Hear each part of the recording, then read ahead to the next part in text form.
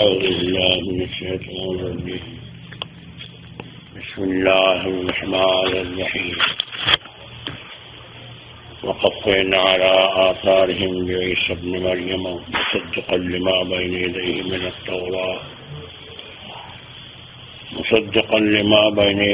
من التوراة وآتيناه الإنجيل فيه هدى ونور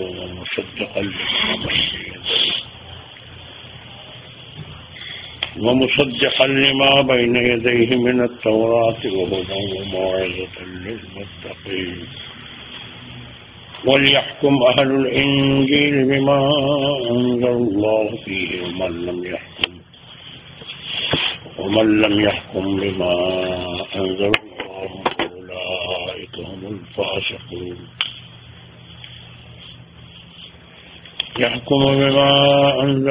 ومن لم يحكم بما أنزل الله فأولئك هم الفاسقون وأنزلنا إليك الكتاب بالحق مصدقا لما بين يديه من الكتاب ومهيمنا عليه فاحكم بينهم بما أنزل الله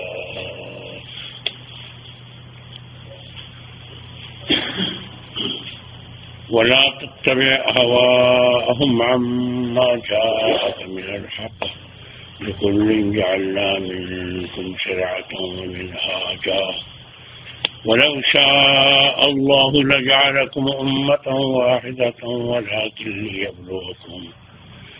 ولكن ليبلوكم فيما آتاكم فاستبقوا الخيرات إلى الله مرجعكم جميعا فينبئكم بما كنتم فيه تختلفون وأن يحكم بينهم بما أنزل الله ولا تتبع أهواءهم واحذرهم أن يفتنوك عن بعض ما أنزل الله إليك فإن تولوا فاعلم أنما يريد الله أن يصيبهم ببعض ذنوبهم وإن كثيرا من الناس لفاسقون أفحكم الجاهلية يبغون ومن أحسن من الله حكما لقوم يوقنون يا أيها الذين آمنوا لا تتخذوا اليهود والنصارى أولياء بعضهم أولياء بعض ومن يتولهم منكم فإنه منهم إن الله لا يهدي القوم الظالمين صدق الله مولانا العظيم. اب اللہ تعالی جل جلالہ عمن نوالہ یہود کے بیان کے بعد موسیٰ علیہ السلام اور بنی اسرائیل کے درمیان اور بنی اسرائیل اور فرعون کے درمیان جو اختلافات جو تفصیلات تھے ان کے بیان کرنے کے بعد اللہ تعالیٰ فرماتے اس کے بعد ہم نے عیسیٰ علیہ السلام کو بھیجا. اس کے بعد ہم نے عیسیٰ علیہ السلام کو بھیجا اور ہم نے اس کو کتاب دی انجیل اور ہم نے ان کو حکم دیا کہ آپ انجیل پر فیصلے دیا کریں. اور یہ انجیل جو ہم نے ان کو دی تھی یہ ہدایت تھی، ایک نور تھا اور اس کتاب کی تصدیق کرنے والی کتاب تھی جو ان کے پاس موجود تھی، یعنی تورات کی تصدیق کرنے والی کتاب تھی. آسمانی کتابیں سب عقائد میں یکساں ہیں، احکام میں فرق ہے، عقائد میں سب ایک دوسرے کی تائید کرنے والی ہیں. مثلا توحید ہے تو توحید سب کا مشترکہ عقیدہ ہے، تورات ہے، انجیل ہے، زبور ہے، جو بھی کتابیں ہیں سب کا مشترکہ عقیدہ لا الہ الا اللہ، مشترکہ عقیدہ ہے کہ ایک ہی خدا کی پوجا کرنا ہے اور ایک خدا کے علاوہ باقی عبادت کے لائق نہیں ہے، باقی مخلوق ہے، اللہ خالق ہے، باقی بندے ہیں اور اللہ تعالیٰ معبود ہیں، کوئی بھی اللہ کے سوا عبادت کے لائق نہیں ہے۔ سارے انبیاء اس دعوت میں شریک تھے۔ آدم علیہ نبینا علیہ التحیات و تسلیمات سے لے کر محمد الرسول اللہ صلی اللہ علیہ وسلم تک سب کا یکساں ہے۔ اسی طرح جو دوسری متفقہ بات تھی وہ یہ کہ آپ جو دین آسمان سے نبی وقت لائے اسی کو ماننا، یعنی نبی وقت پر ایمان لانا اور اس کے دین کی مطابقت کرنا، یہ سب کا متفق عقیدہ، سب کا مشترک۔ قرآن نے ابتدا میں حضرت آدم علیہ السلام فَإِمَّا يَأْتِيَنَّكُم مِّنِّي هُدًى فَإِمَّا يَأْتِيَنَّكُم مِّنِّي هُدًى فَمَن تَبِعَ هُدَايَ فَلَا خَوْفٌ عَلَيْهِمْ وَلَا هُمْ يَحْزَنُونَ، میری طرف سے جو دین آئے گا، جو قانون آئے گا، جو ضابطہ آئے گا، ان کی پابندی کرنے میں، اگر ان کی پابندی کرو گے تو کامیابی ہے، ان کی پابندی نہیں کرو گے تو ناکامی۔ تو آسمانی دین جو وقت کے نبی پر آئے اسی وقت کے نبی کے پر آنے والا آسمانی دین اس کو ماننا ہوگا، یہ سب انبیاء کا مشترک عقیدہ۔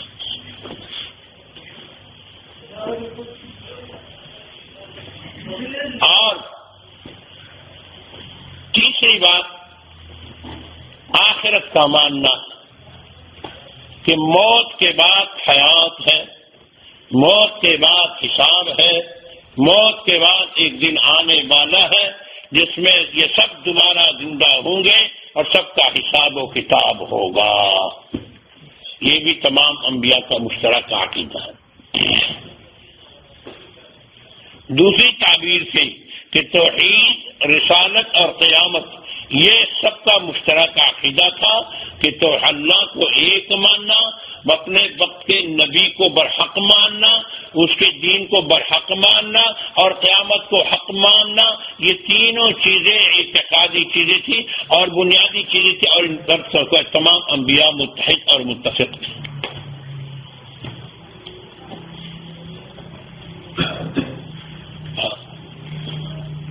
ہاں، جب محمد الرسول اللہ صلی اللہ علیہ وسلم دنیا میں آئے تو وہ خاتم النبیین تھے، تو اس نے یہ اعلان بھی کر دیا کہ اب میرے بعد کوئی نبی آنے والا نہیں ہے، میں قیامت تک نبی ہوں، لہذا قیامت تک میرا ہی دین چلے گا اور کسی اور کے اور دین نہیں آئے گا آسمان کی طرف سے۔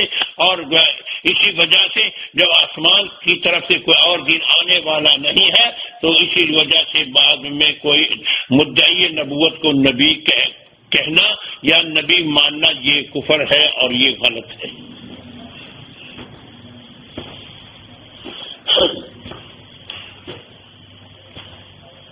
تو اللہ تعالیٰ فرماتے ہیں کہ انجیل والوں کو ہم نے حکم دیا کہ تم اپنے انجیل پر عمل کرو۔ اللہ فرماتے جو اللہ کے قانون پر عمل نہیں کرے گا وہ اللہ کا نافرمان ہوگا۔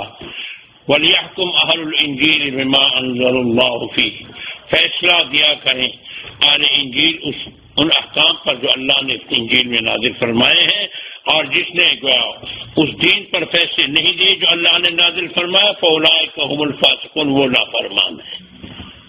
فاسق کا لفظ عربی لغت میں گویا نافرمان کو کہتے ہیں، اس میں کافر بھی آتا ہے، اور وہ مسلمان جو دین پر نہیں چلتا اور احکام پر نہیں چلتا وہ بھی اس میں آتا ہے۔ فاسق کا لفظ عام ہے، البتہ اب اصطلاح میں وہ لوگ فرق کرتے ہیں، اس کا اہل عقائد متکلمین نے اس طرح ہی فرق کر دیا ہے کہ ایک کافر ہے، ایک منافق ہے، ایک فاسق ہے۔ سمجھ گئے؟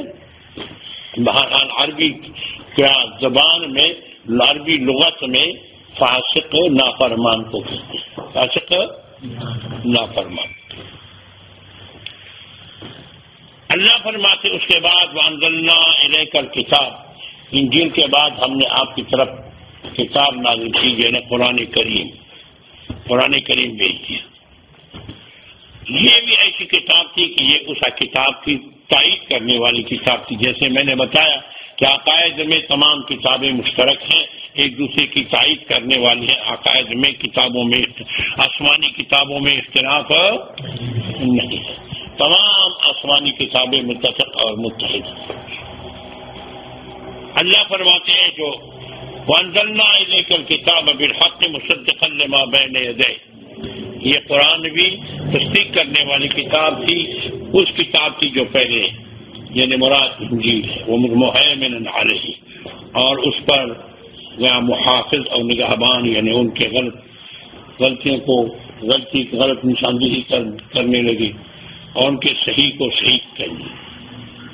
اللہ نے فرمایا فاحکم یا رسول اللہ، آپ فیصلہ کریں بینہم ان کے درمیان، بما انزل اللہ، بما جو اللہ نے نازل فرمایا ہے اسی پر فیصلہ کریں. وَلَا تَتَّبِعْ أَهْوَاءَهُمْ عَمَّا جَاءَكَ مِنَ الْحَقِّ، اور یاد رکھنا کہ ان کی خواہشات کی وجہ سے آپ حق سے منہ نہ موڑنا، ان کی خواہشات کی مطابقت نہ کریں.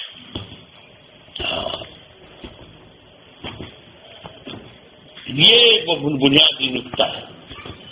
ہر دور میں جو گمراہی آئی ہے،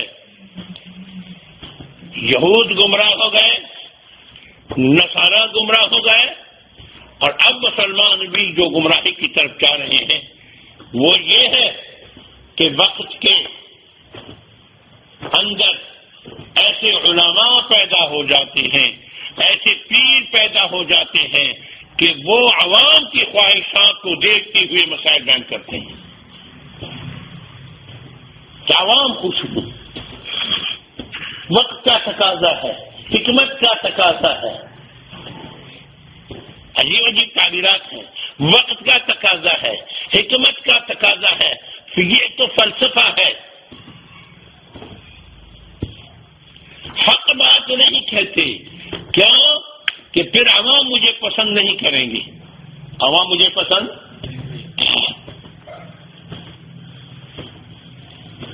کہ جلسے میں بندہ شریف تھا، نام نہیں لیتا. آپ کو مسئلہ سمجھانا مقصود ہے، کسی کی غیبت کرنا مقصود نہیں ہے، نہ کسی کی توہین مقصود ہے. مجھے بلایا تھا، جلسہ ان کا تھا اپنے عقیدے کی تائید کے لیے کہ میرا عقیدہ حق ہے. تو وہاں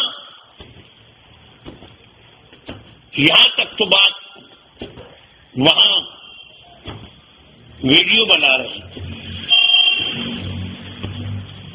بندہ نے فوٹو نکال رہے تھے، بندہ نے اس پر تنقید کی، تردید کی. یہ پرانی بات ہے، کئی سال پہلے کی بات. بندہ نے جیسے عام میں اس پر تنقید کی کہ یہ غلط ہے، یہ شریعت کے خلاف ہے.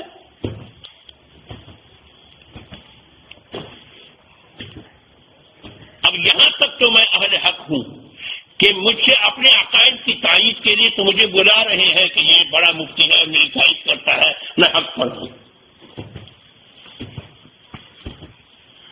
میں بھی حیات النبی کا قائل ہوں، یہ بھی حیات النبی کا قائل ہے، میں بھی فلان ہوں، یہ بھی فلان ہے.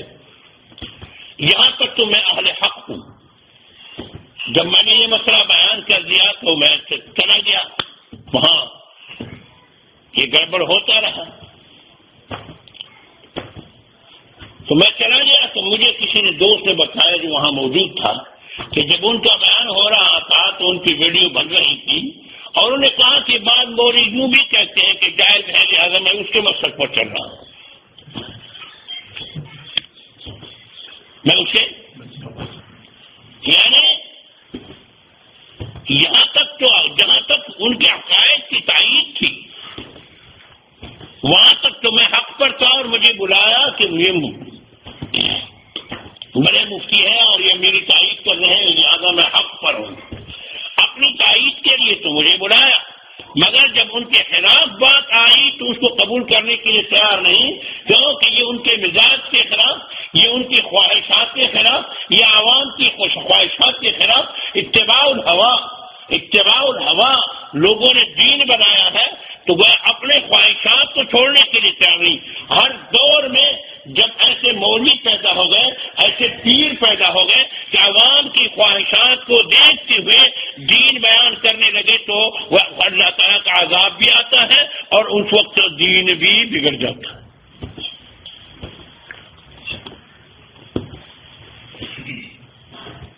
ہاں، اتباع الہوا۔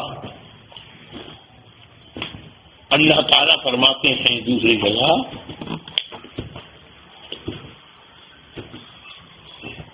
قرآن کریم کے اندر،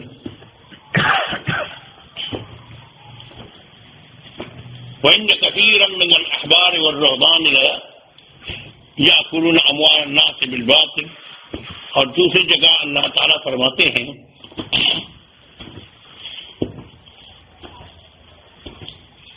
یا ایھا الذین آمنوا لا تتخذوا اليہود والنصارى اولیاء، نہیں، یا ایھا الذین آمنوا لا تتخذوا الذین اتخذوا دینکم ہزوا ولعبا، نہیں، اور آیت ہے اتخذوا احبارهم ورهبانهم اربابا من دون اللہ، یہ آیت پوری کیسے ہے؟ میں حافظ نہیں۔ الذین آمنوا ان کثیرا من الاحبار والرهبان ان کثیر من الاحبار والرهبان یأکلون اموال الناس بالباطل ویصدون عن سبیل اللہ، وہ قرآن کریم کی آیت ہے اور اس کا معنی یہ ہے، مفہوم یہ ہے کہ بہت سے علماء اور پیر ایسے ہیں اتخذوا احبارهم ورهبانهم اربابا من دون اللہ، اتخذوا احبارهم ورهبانهم اربابا من دون اللہ، کہ جنہوں نے اپنے علماء کو اور اپنے پیروں کو رب بنایا، اپنے علماء کو اور اپنے پیروں کو رب بنایا۔ روح المعانی کے اندر لکھا ہے کہ جناب رسول اللہ صلی اللہ علیہ وسلم سے پوچھا گیا کہ یا رسول اللہ، یہود و نصارہ نے تو مولوی اور پیروں کو خدا نہیں کہا تھا، اور قرآن کہتا ہے اتخذوا احبارهم ورهبانهم اربابا من دون اللہ، انہوں نے تو ان کو خدا نہیں کہا تھا، اپنے مولویوں کو اپنے پیروں کو خدا نہیں کہا تھا، تو یہ اللہ تعالیٰ کیسے فرما رہے ہیں کہ اتخذوا احبارهم ورهبانهم اربابا من دون اللہ؟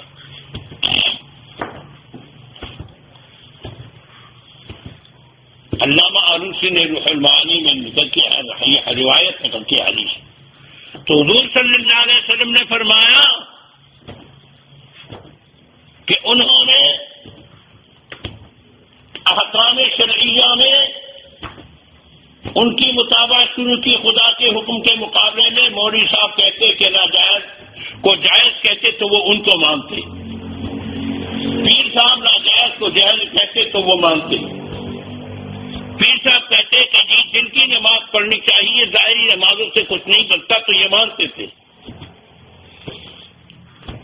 مولوی صاحب کہتے تھے کہ یہ وقت کی ضرورت ہے، ویڈیو بنانا چاہیے، فوٹو بنانا چاہیے، تو وہ مانتے تھے۔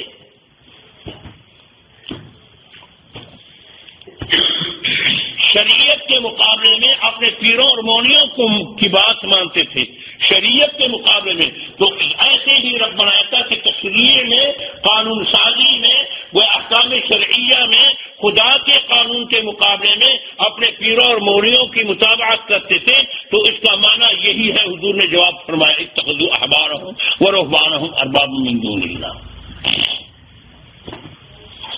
ظاہری طور پر ان کے سامنے سجدے نہیں کر چکے تھے،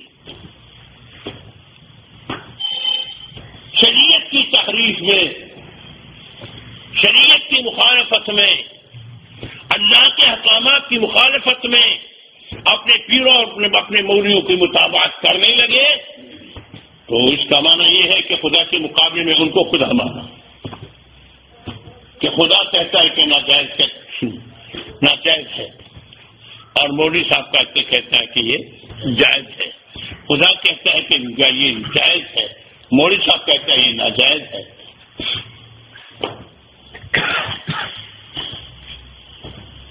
سمجھ گئے میری بات؟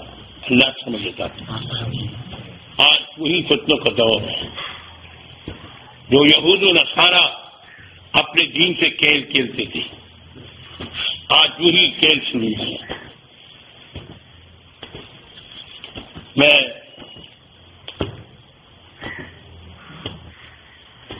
مدینہ منورہ میں تھا، ایک عالم میرے پاس آیا کہ پاکستان کا ایک عالم ہے، وہ کہتا ہے کہ چہرے کا پردہ نہیں ہے. مدینہ منورہ کے اندر وہ بھی اتفاقاً آئے تھے عمرے میں، میں بھی عمرے میں گیا. تو اگر ہم آپ کے سامنے ان کو لائیں تو آپ ان سے بات کریں گے؟ تو میں نے کہا کیوں نہیں بات کریں گے، یہ شریعت کا مسئلہ. آج کل یہ مسئلہ بہت چلتا ہے. آپ میٹھی میٹھی باتوں کے شوقین ہیں، مگر میں یہاں کا کبھی کبھی کڑوی باتیں بھی سناؤں.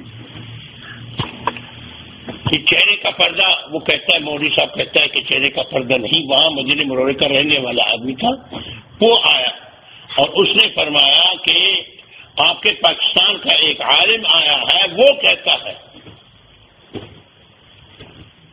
تو اگر میں ان کو آپ سے ملاؤں تو وہ آپ ان سے بات کریں گے؟ میں نے کہا کیوں نہیں.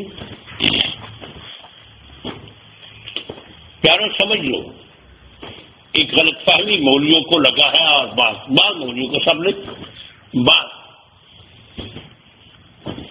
وہ غلط فہمی یہ ہے کہ فقہا لکھتے ہیں کہ چہرہ جو ہے یہ عورت نہیں ہے. چہرہ کیا ہے؟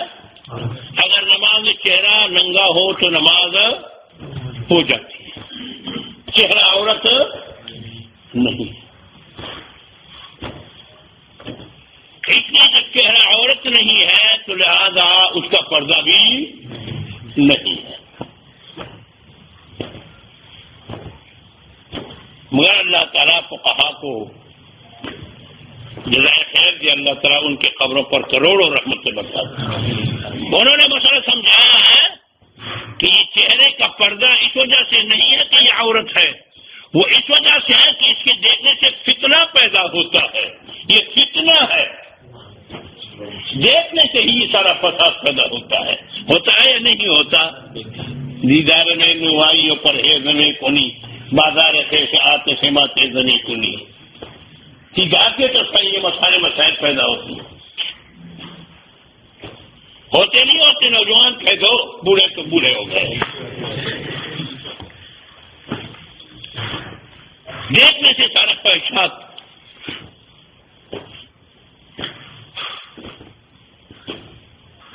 سمجھ گئے؟ اور انسان کی شناخت، انسان کے حسن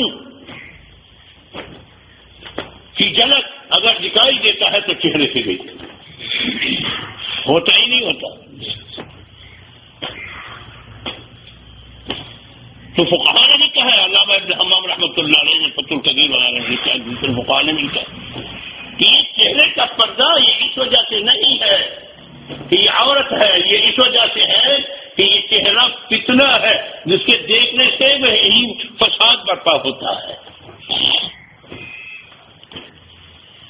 اس کے دیکھنے سے فساد برپا ہوتا ہے. اور اسی وجہ سے قرآن نے یدنین علیہن حافظات لقمہ جلدی دیا کرو کہ وہ لٹکائے رکھیں اپنے اوپر جلباب، بڑے بڑے چادروں کو، برقعوں کو. یہ کیوں فرمایا؟ اللہ کو معلوم تھا کہ چہرہ عورت نہیں ہے، پھر بھی فرماتے یدنین علیہن من جلابیبہن.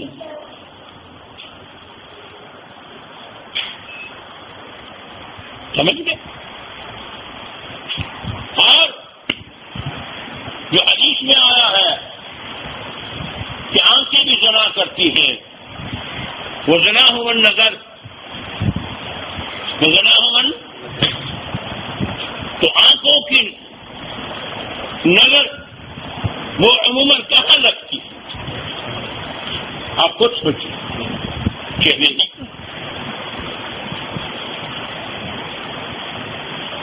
لیکن عوام ایسے مسائل سے خوش ہوتے ہیں یہ مولوی بڑا وسیع الظرف ہے، وسیع النظر ہے، تنگ نظر نہیں ہے۔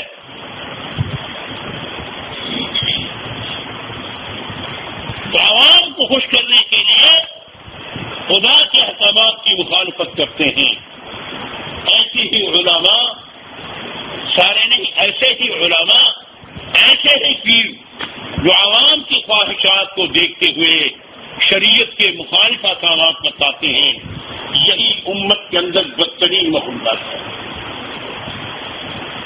کیونکہ اس کی وجہ سے دین میں تحریف آتی ہے، دین کا حلیہ بگڑ جاتا ہے، دین غیر دین کو لوگ دین سمجھ جاتے ہیں، اور یہ بڑی گمراہی ہے۔ بے دینی جب انسان کرتا ہے اور بے دینی سمجھتے ہوئے کرتا ہے تو کسی وقت توبے کی توفیق نصیب ہو جاتی ہے، لیکن جب انسان بے دینی کو دین سمجھتے ہوئے کرتا ہے تو توبے کی توفیق میں نصیب نہیں ہوئی، توبے کی توفیق نصیب نہیں۔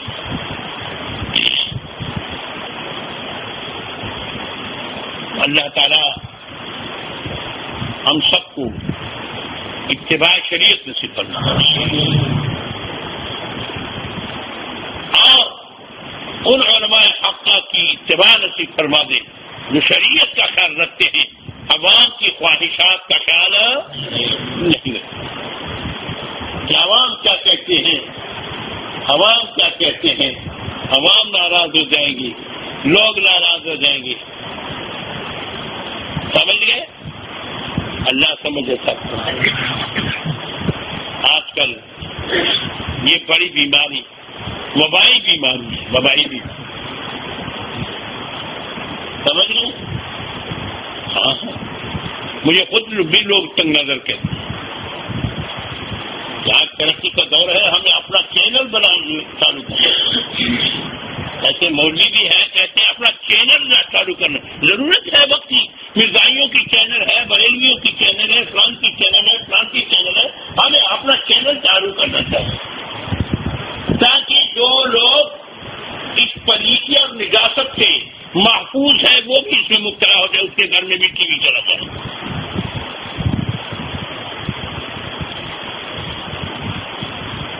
سمجھ گئے؟ اور میں نے بار بار آپ کو مثال دی ہے کہ ہمارے تبلیغی بھائی، کوئی اس کا مخالف ہوگا، کوئی اس کا موافق ہوگا، لیکن مثال کے طور پر اس نقطے میں کہ دنیا کے کونے کونے میں پہنچ چکے ہیں، مگر اس کا کوئی ٹی وی چینل ہے؟ ان کا کوئی اخبار ہے؟ ان کا کوئی اشتہار ہے، روزنامہ ہے، ماہنامہ ہے؟ کوئی میڈیا نہیں اس کا، اور دنیا کے کونے کونے میں پہنچ چکے۔ اگر اس کے بغیر کام نہ چلتا تو ان لوگوں کا کام رک جاتا۔ یہ شیطان کا ایک ٹکا ہے اور اپنی نفسانی تشہیر ہے کہ میری شہرت ہو جائے، پوری دنیا مجھے دیکھے کہ یہ فلان مفتی صاحب ہیں تقریر فرما رہے ہیں۔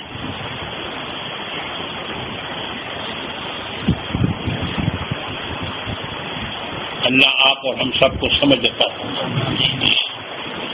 بنیادی طور پر مسلمان تب کامیاب ہو سکتا ہے کہ اپنے دور کے نبی کی مطابقت کرے، شریعت کی مطابقت کرے، کسی پیر، کسی خان، کسی مولوی کی مطابقت نہ ہو، بلکہ جناب محمد الرسول اللہ صلی اللہ علیہ وسلم کے دین کی مطابقت ہو۔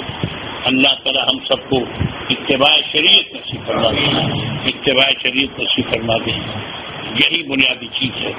اور یہ چیز تب نصیب ہوتی ہے جب دل میں نور ایمانی ہو، جب دل میں نور ہے، ہاں تو پھر حق و باطل کا فرق کر سکتا ہے۔ جب دل میں نور ایمانی نہ ہو تو پھر یہ تمیز نہیں کر سکتا۔ نور ایمانی کیسے پیدا ہوگا؟ وہ ذکر اللہ سے پیدا ہوگا۔ نور کو کیسے پیدا ہوتا ہے؟ ذکر الہی سے نور پیدا ہوتا ہے، ذکر الہی سے نور پیدا ہوتا ہے۔ اسی وجہ سے ہم یہاں یہ مجلس سے منعقد کرتے ہیں، یہاں مقصد یہی ہے کہ دل صاف ہو جائے، جب دل زنگ سے صاف ہو جاتا ہے تو پھر دل میں نور ایمانی آ جاتا ہے، جب نور ایمانی آ جاتا ہے تو پھر انسان کو خود بخود غلط نظر آتا ہے اور صحیح نظر آتا ہے۔ اللہ مجھے اور آپ سب کو ذکر کثیر نصیب فرما دے۔